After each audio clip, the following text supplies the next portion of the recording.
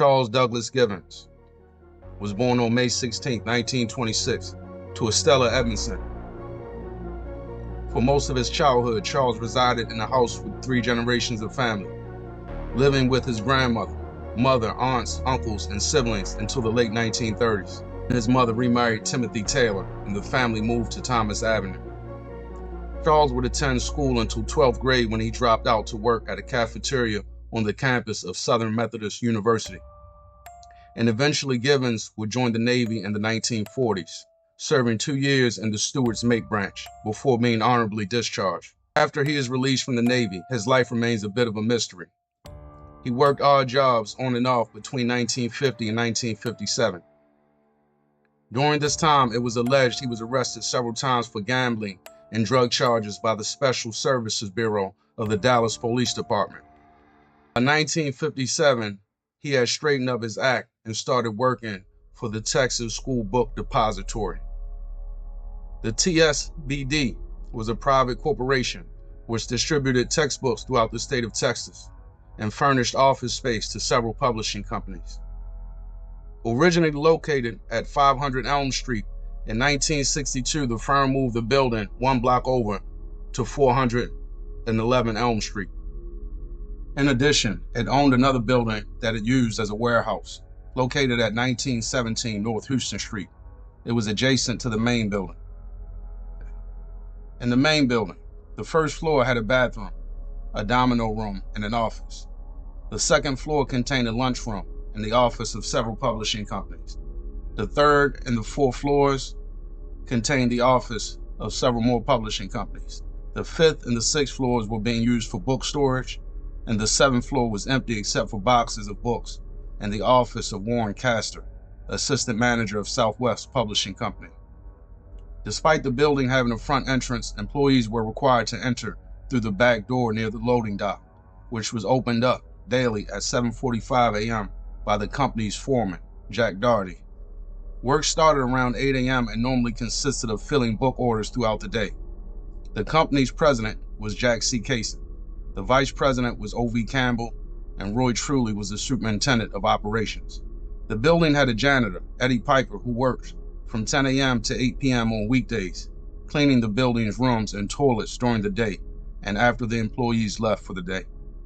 Then there was another maintenance company that came and cleaned the toilets again overnight, and a security company that performed routine checks on the building to prevent it from being burglarized. Givens worked at this institution on and off for the next 6 years, being laid off during the slack season and being rehired October 1st, 1963.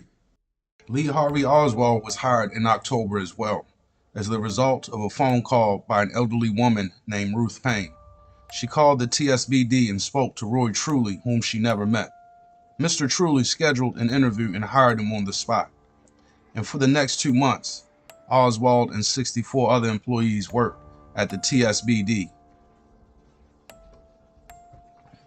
Among the TSBD employees that were present on November 22, 1963 were Bill Wesley Frazier, neighbor of Ruth Payne; William Hoyt Shelley, also known as Hoyt Ray Shelley, enlisted in the Army March 13, 1946 at Fort Benning; Bill Nolan Lovelady, Air Force veteran; Barney Ray Williams; James Jarman Jr., who had grown up several blocks from Charles Givens on Thomas Street; Harold Dean Norman, formerly Harold Dean Taylor; Gene West, former sharecropper and WPA worker.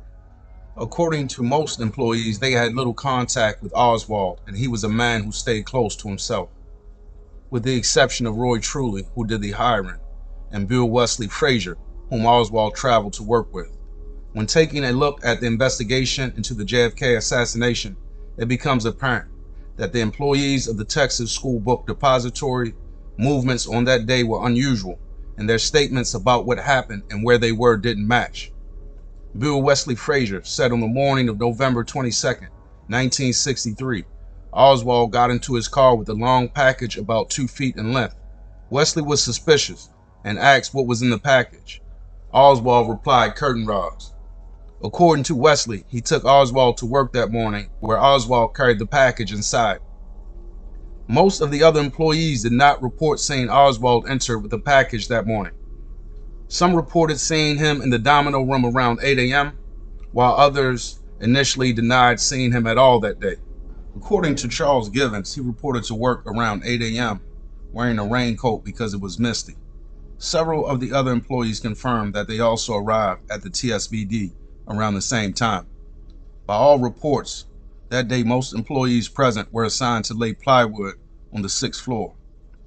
Under the supervision of William Shelley, the floor-laying crew consisted of Danny Ark, Jack Daugherty, Charles Givens, James Jarman Jr., Billy Lovelady, Bonnie Ray Williams, and Harold Norman. Normally, employees would break for lunch at noon and eat in the lunchroom. But since John F. Kennedy's motorcade was scheduled to drive through downtown Dallas and pass in front of the Texas School Book Depository, they decided to watch from different areas of the building. Harold Norman, James Jr., and Bonnie Ray Williams watched from the 5th floor. William Shelley, Billy Lovelady watched from the building's front entrance, while Eddie Piper and Troy Eugene West stayed in the 1st floor break room. Roy Truly and O.V. Campbell watched the procession from right outside of the TPSD. Danny Ark was on Elm and Houston, while Charles Givens and Edward Shields watched from Main and Elm Street. According to Givens' first statement, he stopped working with the floor-laying crew around 11:30 a.m. and went to use the bathroom on the 1st floor. And on his way down, Oswald yelled to him to close the elevator gate and send it back up. After using the bathroom, he lingered around on the 1st floor until leaving the building at 12 noon for lunch to meet a friend in a nearby parking lot. Givens later recalled that he forgot his cigarettes in his jacket pocket, so he returned to the 6th floor around 11:45 a.m. to retrieve them, and that's when he spots Oswald holding a clipboard. And in another statement, Givens also says he sees Oswald at 11:50 a.m. in the Domino room wearing a t-shirt. At 12 noon, Givens leaves the building to meet with Edward Shields, an employee of the TSBD warehouse, and another friend named James Lacey, who is a parking attendant at a nearby parking lot.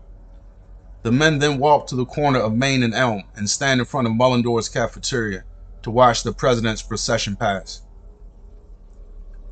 Edward Shields confirms that he was with Charles Givens and says that he was never inside the main building on November 22, 1963. Danny Garcia Ark said he left the building around 12 noon and watched the president's motorcade on Elm and Houston Street. Billy Nolan Lovelady said he was standing in the doorway of the front entrance of the TSBD when the president was assassinated. Bonnie Ray Williams stated that he and other members of the floor crew stopped working around 11:50 a.m. to take lunch and caught the elevators down to the 1st floor. He says he then eats his lunch in the 1st floor lunchroom when Harold and Jarman enter. He then travels back up on the elevator with Harold Hank Norman and Jr. to watch the president's motorcade from the 5th floor windows. Jack Daugherty's account also says that the floor-laying crew stopped working around 11:50 a.m. They then entered both elevators and left for lunch, leaving Oswald by himself on the 6th floor. Jack then returns to work early from lunch and begins working on the 5th floor. He hears what he thinks are shots, so he gets on the elevator and travels down to the 1st floor where he sees Eddie Piper, who confirms that he heard shots as well. Daugherty then rides the elevator to the 6th floor and encounters members of the floor-laying crew, including Oswald, according to his initial statement. But his later statements match statements of the other floor crew members when he says he was on the 5th floor and they heard shots coming from right above them. Investigators asked about the inconsistencies in Jack Daugherty's statements. Mr. Truly said that Jack was mentally retarded and that he had been particularly confused since the assassination. But he wasn't the only one confused. Troy West, in his initial statement, denied seeing Oswald or hearing any shots. Troy was on the 1st floor making coffee when the president was shot. He was questioned by police inside of the building and allowed to go home at about 2 p.m. The inconsistencies continued. James Jr. Jarman claimed that all of the employees except for Oswald left the 6th floor around 11:45 a.m. and exited the building around 12 noon to watch the president's motorcade. But Harold Dean Norman testified that he and Jarman and Bonnie Williams watched the parade from the 5th floor. Additionally, actions of the floor crew were strange. Upon hearing shots inside the building coming from right above them, they didn't run outside. According to their statements, they ran to the other side of the room and looked out of windows. According to accounts, they continued to linger in the building even after they were questioned by police until finally leaving for the day at 4 p.m. In subsequent searches of the TSBD, 2 patrolmen searching the 6th floor found a rifle and ammunition cartridges and a bag that was used to carry the rifle in. Forensic analysis uncovered fingerprints and palm prints on boxes that were stacked by the window. Investigators asked for names of the employees who previously handled boxes on the 6th floor so that they could be fingerprinted. Roy Truly volunteered the names of 12 employees and requested other employees who were not present that day not be fingerprinted. Additionally, chicken bones and a soda bottle were also found among the boxes on the 6th floor. The chicken bones and soda bottle were attributed to Bonnie Williams, although he had earlier said he ate his lunch in the break room. In the search of the 7th floor, they didn't find anything. The 7th floor of the building was occupied by Warren Castor, manager of Southwest Publishing Company. Castor had brought 2 rifles inside of the Texas School Book Depository on November 20th, 1963, 2 days before the president was assassinated. He had shown them to Roy Truly in the presence of Oswald and the other employees. He claimed the rifles were Christmas gifts for his son that he wanted to store inside the TSBD, but instead he decided to take them home so that they wouldn't be stolen. Castor was not inside the TSBD at the time of the assassination. An employee who was not present on the day, Frankie Kaiser, returned to work after the assassination and discovered a clipboard on the 6th floor. He recognized the clipboard as one that he had made for Oswald out of cardboard, the same clipboard that Charles Givens says he sees Oswald with in a later account. Danny Ark says no one was in the building that wasn't supposed to be there, except for an old man who sped off in a 1955 Buick.